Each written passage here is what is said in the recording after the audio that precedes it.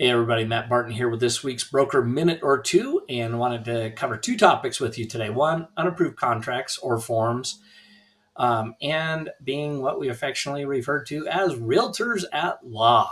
All right, so the first one is just a general reminder to everybody that we don't really have a couple of things. One, copyrighted forms, right? Because we use a lot of UAR forms, and if you'll notice down at the bottom, they are all copyrighted. And had a recent conversation with the attorneys up there, and they're getting more vigilant about people who are going in and making modifications to those. And if you do, not only does it create exposure because you're not using an approved form written by an attorney, and if it can be shown that you made the modifications, especially on a copyrighted form, there's all kinds of exposure. So please don't do that. Most of the forms, now listen, I used to sit on the forms committee. They're never 100% perfect, but they're pretty dang good. And versus going in and writing our own language, as much contract experience as I have, I don't feel comfortable going and doing that.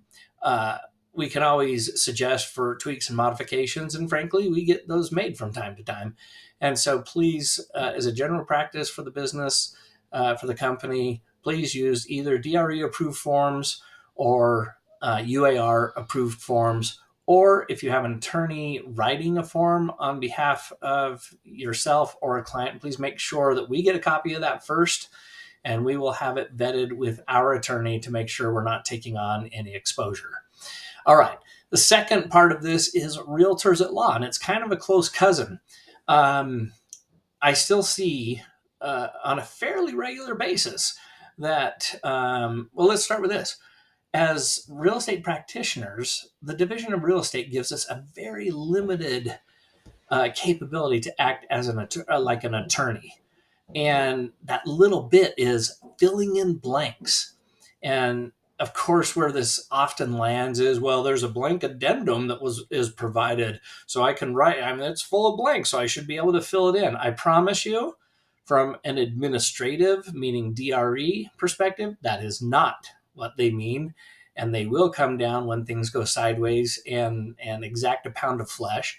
Worse than the DRE is if you become a realtor at law and take a blank form and try and sound like an attorney and use terms that you think sound like an attorney, and that deal goes sideways. It's going to be very quickly exposed who wrote that, and it will be very clear that you're acting outside the scope of your license as a real estate licensee, and that means you are smack dab in the middle of the liability game.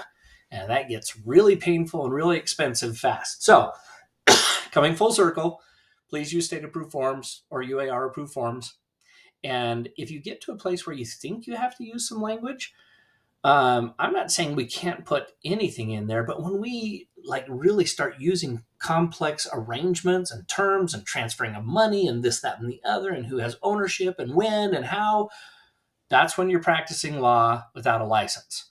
Right? It's not saying, purchase price to be, changed from 500,000 to 505,000. We can do that all day long, and things in that category. But the others where the details get, here's the deal. If you ever have a question about that, that it's crossing a threshold, here's an idea. Check with your local broker, check with your principal broker, and we promise to steer you in the right way.